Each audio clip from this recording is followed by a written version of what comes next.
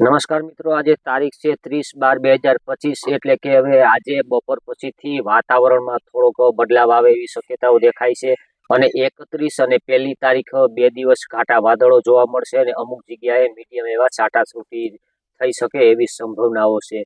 તો કે પાકિસ્તાન બાજુથી એક વેસ્ટર્ન ડિસ્ટર્બન્સ પસાર થઈ રહ્યું છે અને ડબલ્યુડી જે પસાર થઈ રહ્યું છે એ આપણે ટૂંકમાં પાકિસ્તાન બાજુથી કચ્છ, ભુજ ઉપર અને સૌરાષ્ટ્ર ઉપર થઈ અને પસાર થવાનું છે. એટલે કે પશ્ચિમથી પૂર્વ દિશા પર થોડું ગતિ કરી રહ્યું છે અને નોર્મલ એવા વાદળોના ભેજ થોડાક મજબૂત વધારે હોવાથી આપણે સૌરાષ્ટ્રના કાંઠારા વિસ્તારોની અંદર નોર્મલ અમુક જગ્યાએ ક્યાંય 2 થી 5 mm કોઈ સાટા ભાગ્યે ખરે તો વાત અલગ છે. બાકી જે કચ્છ, ભુજ બાજુ એ બાજુ થોડોક આપણે જે 31 તારીખના બપોર પછીથી 5 થી 10 mm સુધીના છાંટાછૂટી થઈ શકે એવી સંભાવનાઓ છે.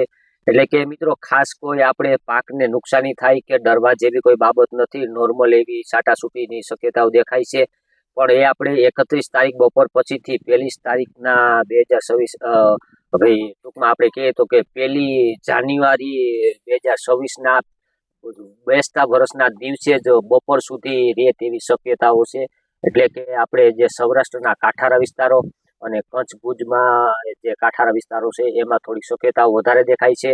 બાકી કોઈ ખાસ એવો વરસાદ થવાની કોઈ સંભાવનાઓ દેખાતી નથી મિત્રો. અને જે કંઈ આજે વરસાદ થવાનો છે એ નોર્મલ ક્યાંય ઘાટા વાદળો ને ભેજ મજબૂત થઈ જાય ત્યાં થોડીક છાંટાછૂટીની શક્યતાઓ વધારે રહે છે. એટલે કે કોઈ પાકને નુકસાની થાય એવી સંભાવનાઓ નથી. પણ ખાસ વાતાવરણ બગડતું હોય એને હિસાબે આપણા પાકને નુકસાની થવાની શક્યતાઓ વધારે રહેલી હોય છે. એટલે કે આપણે જે પાકની અંદર અત્યારે ફાલ અવસ્થાએ ટૂંકમાં પવનની કોઈ શક્યતાઓ હોય તો વાતાવરણ બગડે, ગરમી, ટેમ્પરેચર, ભેજ વધઘટ થાય એટલે આપણો જે ફાલ અવસ્થાએ કોઈ પણ પાક હોય એમાં થોડુંક ખરી જવાની શક્યતાઓ રહે છે.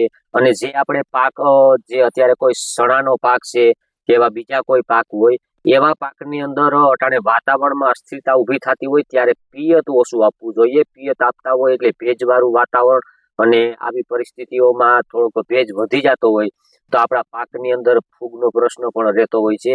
એટલે કે હવે 2 દિવસ પાણી આપવાની થોડીક કાળજી ઓછી રાખવી એટલે કે આપણા પાકની અંદર કોઈ બગાડ ન આવે.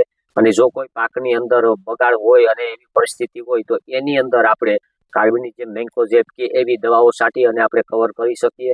એટલે મિત્રો કે એમાં કોઈ પાકની અંદર કોઈ નુકસાન વધારે દેખાય તો આપણે અલગથી માહિતી આપી અને આપણે તમારા સુધી માહિતી પુગાડવાની કોશિશ કરશું મિત્રો. તો આ હતી આપણે વાતાવરણ અસ્થિરતા ઊભી થઈ છે એમના વિશેની માહિતી.